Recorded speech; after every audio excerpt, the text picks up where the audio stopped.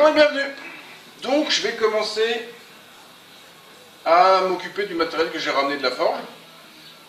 Je vais commencer par la perceuse à inertie. Je dirais pas que c'est le plus facile.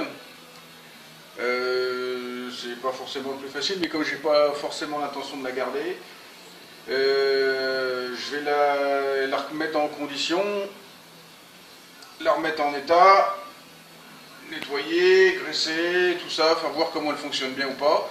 Puis suivant l'état, je la mettrai en vente ou pas. Si ça se trouve, elle me sera très utile. Parce que les jours, il peut arriver qu'il n'y ait plus d'électricité. Bon, c'est pas encore arrivé, mais bon, c'est pas toujours pratique d'avoir une grosse perceuse pour faire des trous. Et même des fois, ou sinon c'est pour la vendre à quelqu'un justement qui veut une grosse perceuse à colonne et puis qui est dans un garage, dans un box où il n'y a pas forcément d'électricité, ça peut être bien aussi pour bricoler. Donc j'ai déjà fait un socle, parce qu'elle a été accrochée dans le mur, je ne sais pas si vous vous rappelez des photos. Elle était posée sur un socle qui était accroché dans le mur, que je n'ai pas ramené. Donc j'ai refait un socle avec la ferraille que j'ai récupérée sur place, à la bonne hauteur, pour que ce soit ergonomique et tout ça avec la manivelle, parce que mine de rien, il faut que ce soit ergonomique. Donc voilà, donc première étape, je vais la passer avec mon super gros Karcher, parce qu'en fait c'est beaucoup de la crasse sale, mais de la crasse. Donc je vais la passer au Karcher, et après je la désassemble, ou je vois, ou pas, je verrai comment c'est, voilà. Alors, pour regresser, nettoyer, repeindre s'il y a des morceaux peut-être à repeindre, je ne sais pas du tout, donc on verra ce qu'il y a en dessous de la crasse. Ça se trouve, elle est très bien sous la crasse. Allez, on fait ça. Donc ça, c'est déjà le support que j'ai fait avec toute la ferraille que j'ai récupérée sur place. Il est à la bonne hauteur pour que le haut de la manivelle soit ergonomique, comme je le disais tout à l'heure.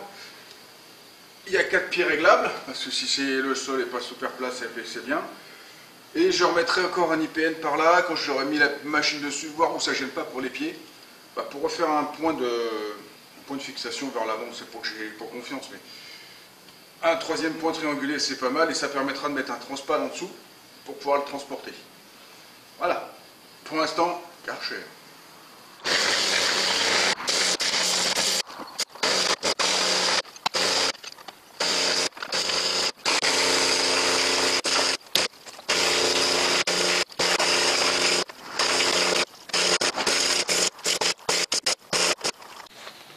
Je pensais que le Karcher allait faire des miracles, mais il faut encore brosser. C'est durci, des concrétions durcies.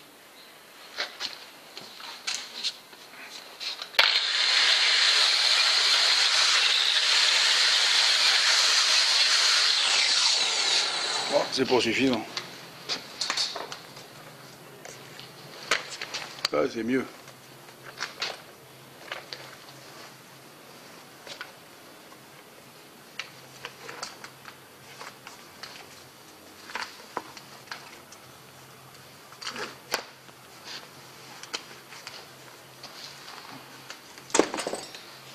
Et ça en plus.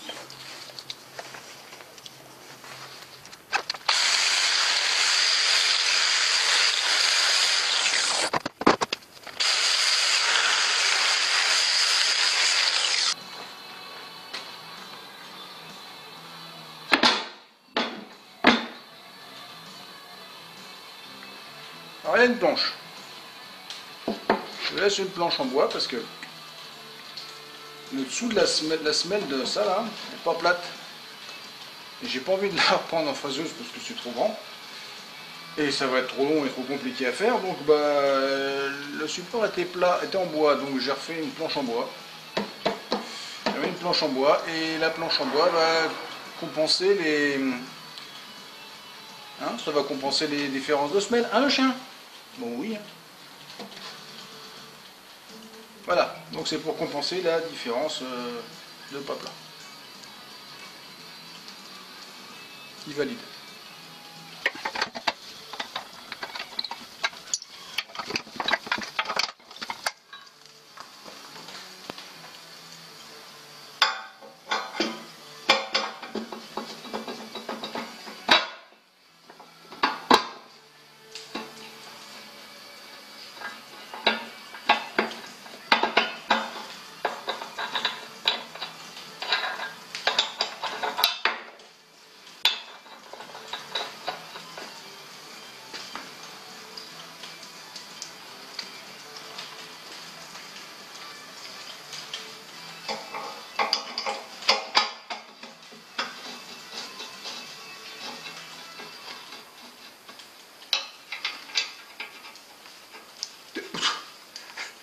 Ça c'est pas malin. Ça va, c'est pour filmer.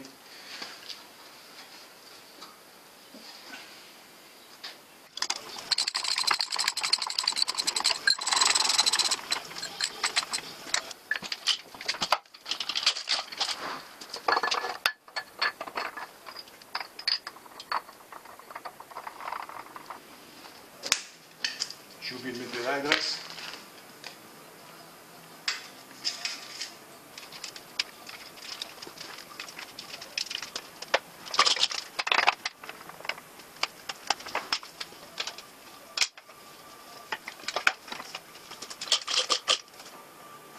Voilà.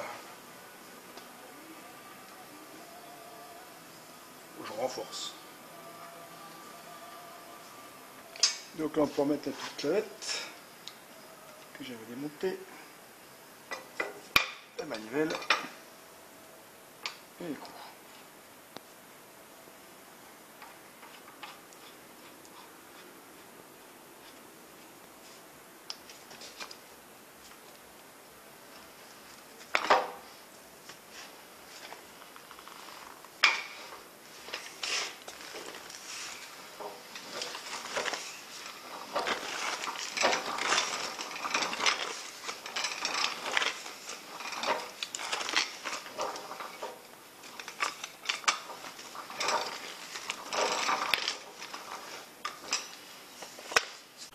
Pour l'avance automatique, ça se joue là. On tourne la manivelle, le clic il fait ça, il clique, hop, il avance un cran.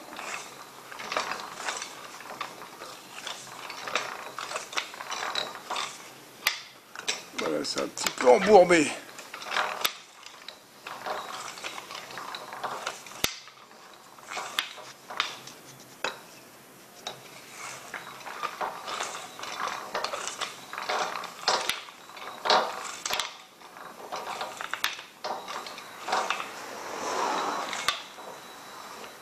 Allez, on démonte.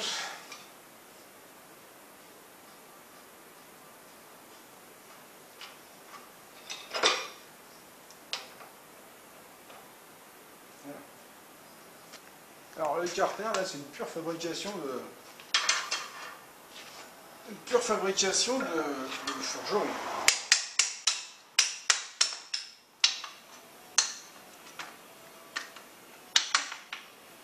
Ça ne mentira pas. J'ai l'impression qu'il a été fait sur place. Voilà.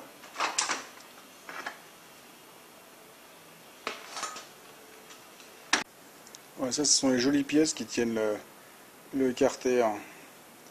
Des pièces complètement faites, c'est de la forge. Pour ça prend la forme de la fonderie. C'est super bien fait. Je vais le garder.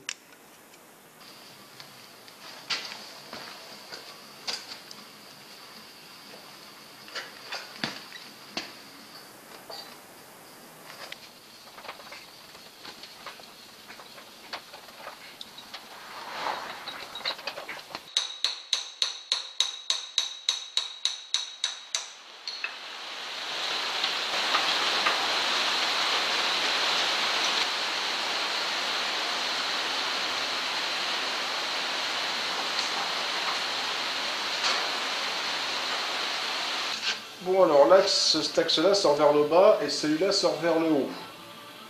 La vis ici. Et en fait il y a ce trou-là dans cette pièce-là. Je savais que ça servait à quelque chose. Et en fait il y a une petite goupille à un moment donné qui relie les deux arbres.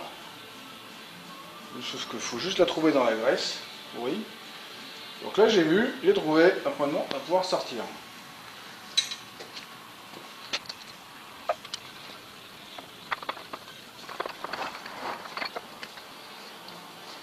Miam miam.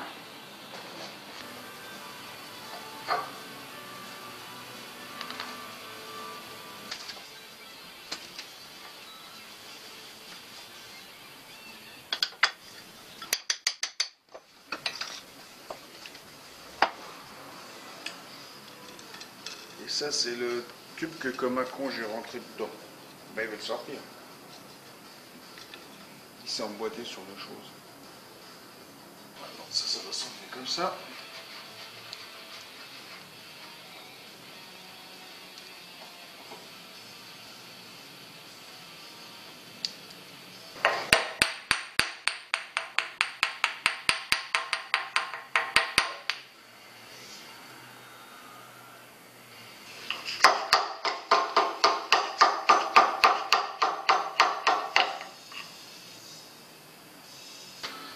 Donc maintenant, bah, il n'y a plus qu'à gratter cette grosse merde. La crasse. Donc bah, je vais le faire, je vais pas filmer. Parce que c'est pas intéressant de voir gratter de la merde. Et je vous reprends quand c'est terminé. Pour leur montage. Bon, déjà le support en fonte, il est gratté, frotté. Tiens, moi, il est plus présentable, on va dire. Il n'y a plus de bavure de crasse, il n'y a plus de machin, tout est propre. Voilà. Suivant. Bon, alors il n'y a pas de mandrin. C'est les empreintes carrées, à l'ancienne, très anciennes. Donc en fait, il faut des forêts comme ça, carrées. J'en ai toute une boîte. Donc, je me dis, bon, bah c'est bon, je vais me servir de mes forêts, c'est mieux. Parce que cette forêt, quand j'en veux un, en fait, je l'avais dans le tour et je le décolte pour qu'il soit rond. Donc là, je me dis, bah c'est bien, sauf que le forêt, en fait, je sais pas ce qu'est le cône, enfin le carré, il est un peu déformé. J'en ai pas un qui va dedans, il n'y en a pas un qui tient, donc de toute façon...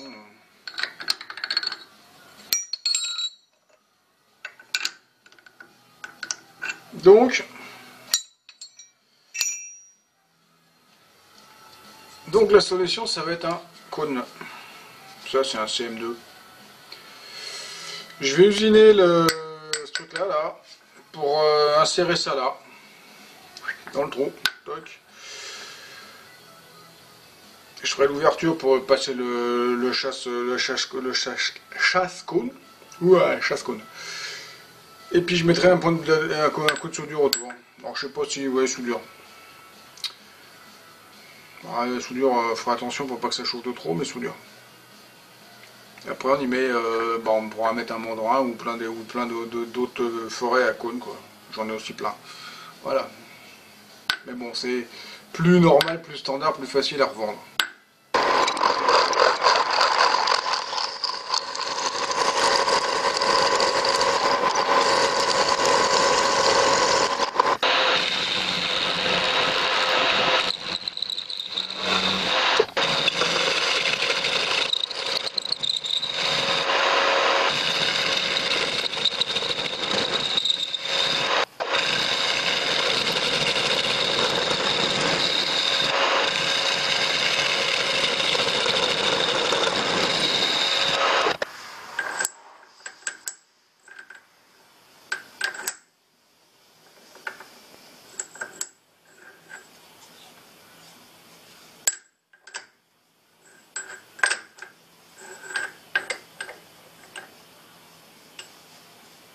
Et bon, profondeur est bonne.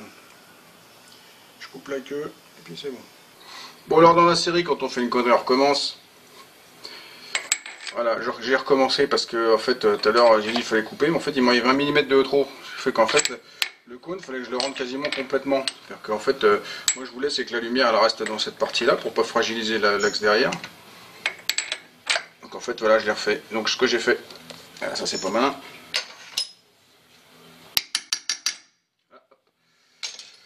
Ce que j'ai fait, c'est que j'ai réalisé plus gros là, proprement, surtout sur une partie de cette longueur là. J'ai remanchonné un bout d'acier et j'ai recommencé, j'ai refait un trou, machin, impeccable. C'est une heure de temps de perdu, quoi, c'est tout. Allez, maintenant il faut que je fasse les lumières pour chasser ça. Donc là, j'ai déjà fait 2 méplats sur le bout du rond. Pouvoir me serrer correctement et remettre ce truc là à une cote correcte. Comme ça j'ai 2 méplats, je pourrais prendre à la retourne, j'aurai toujours la même référence. Donc là à l'endroit du serrage ça fait 50. Donc je mets ma fraise au milieu, puis après j'usine et je pourrais retourner.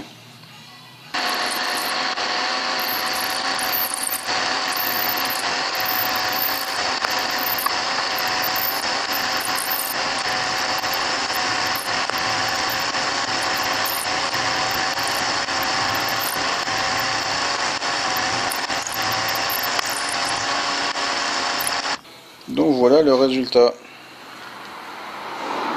Une lumière qui traverse un cône.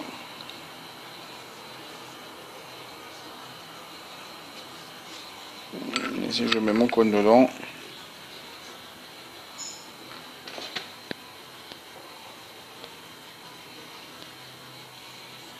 Impeccable.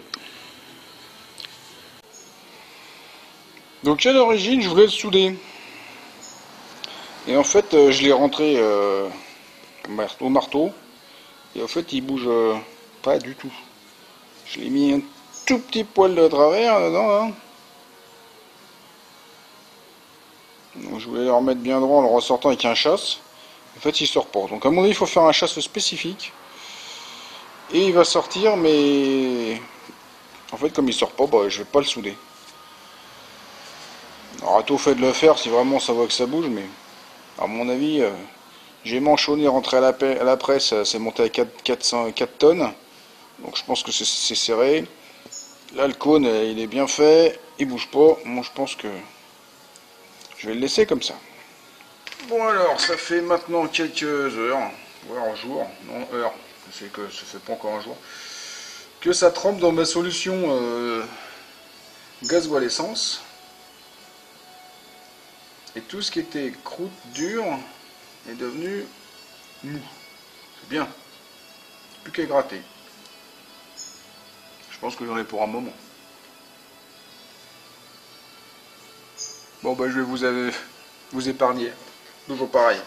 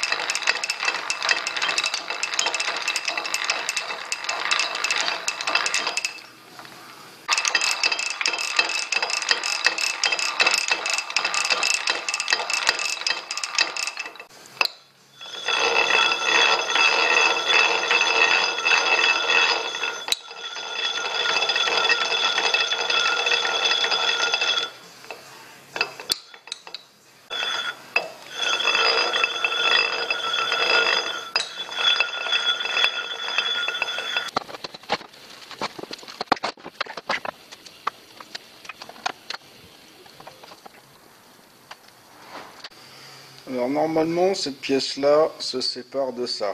C'est pour ça qu'il y a ces vis là là. Toc, toc. Donc logiquement on doit desserrer, on doit tapoter là en tenant ça, ça doit sortir. Sauf que là ça sort pas.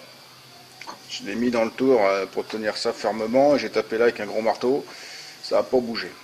À part sortir des morts, donc avant d'abîmer complètement le cylindre, et ben ça va rester comme ça. Parce que ce qui tient la vis, je pense que la vis elle est maintenue justement par ça.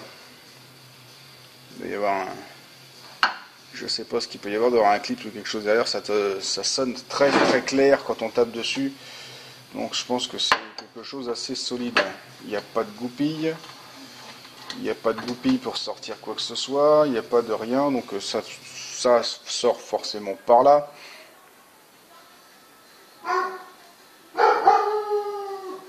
Bien, le chien fait son taf.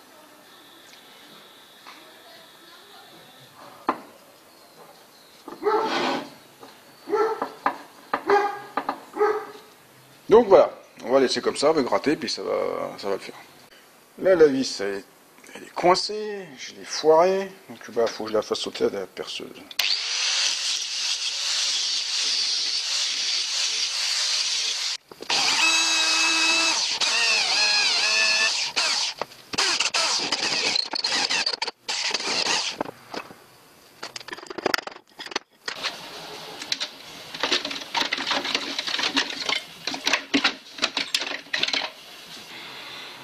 Bon alors j'ai fait une petite vis de serrage, de centrage, de piontage.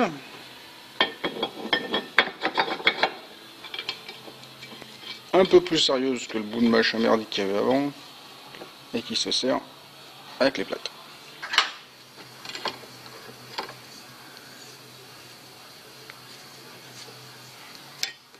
Et voilà, ça bouge plus. Et en plus, l'usinage là de la fonte là-bas dans le bâti est prévu pour passer un truc là.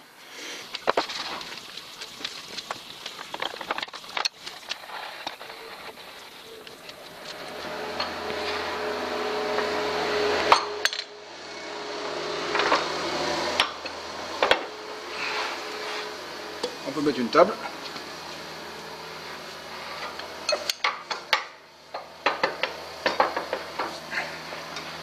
Si on veut prendre une pièce.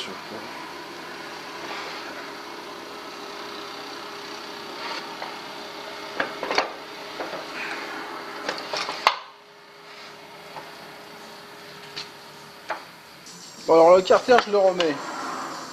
Parce que bah c'est un joli carter en fait. Un vrai carter de forgeron.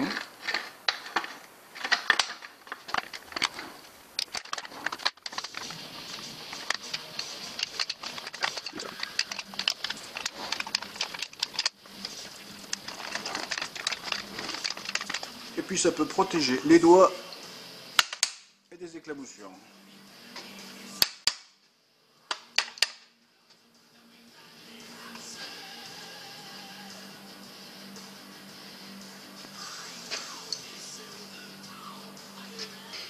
Donc là je viens de faire une modif au support parce que bah depuis le début, je sais pas si vous aviez vu, il y avait une chandelle ici, il y avait un bout de ferraille là ici, là, ce IPN là, posé, et une chandelle, enfin un cric ici qui était posé là.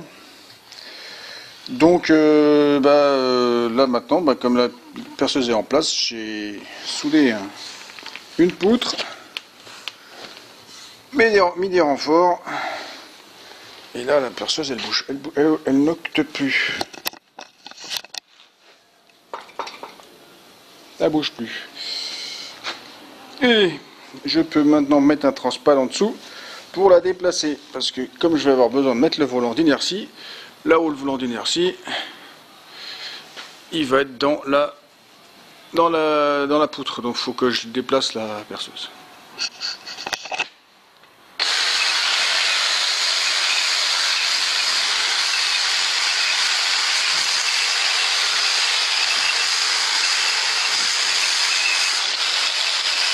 Et parce qu'il faut bien mettre un peu de couleur, surtout sur le volant d'inertie, et ben met là mon mauve que j'aime bien.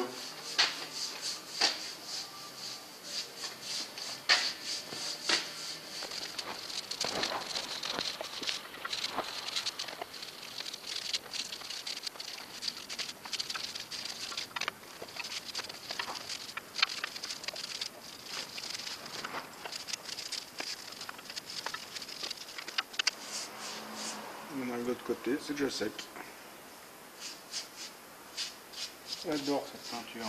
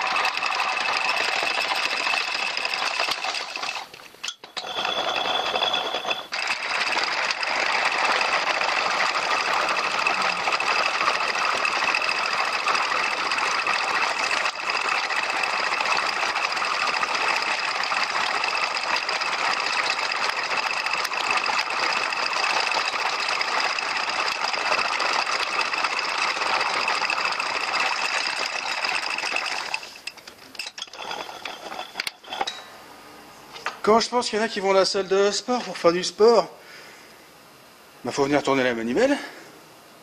Non, c'est déjà cool, c'est déjà percé, ça va relativement vite. C'est bien. Bon bah voilà, c'est terminé. Une belle perceuse inertie qui fonctionne sans électricité. Même le chien est content. Hein, sans électricité. Pour ceux qui n'auraient pas remarqué, j'ai peint le support en bas, plus de là-haut. Je trouvais ça mieux en fait. Je suis content, ça fonctionne bien, elle est en bon état. Elle était juste dégueulasse. Bon, il y a du jeu partout, enfin il y a du jeu partout, il y a des jeux fonctionnels, parce que de toute façon il n'y a rien d'usé. Hein. Et du jeu, comme ça, c'est l'origine, c'est du jeu. Donc une belle machine que je pense que je ne vais pas garder parce qu'elle me prend de la place énormément. Donc je vais la mettre en vente. Donc si quelqu'un la veut, mettez un commentaire, hein, puis on peut s'arranger. On peut toujours s'arranger. Voilà, voilà. Donc bah, je m'étais jamais servi d'une perceuse à inertie. C'est super physique. Je pensais pas. Parce qu'autant j'ai fait le trou de 5 comme dans du beurre, hein, c'est descendu. Dès que j'ai attaqué, ça devait être du 13, ça, ou 13 ou 14. Ah bah j'ai senti hein, qu'on est rentré dans la matière. Mais ça y va tout seul. Hein.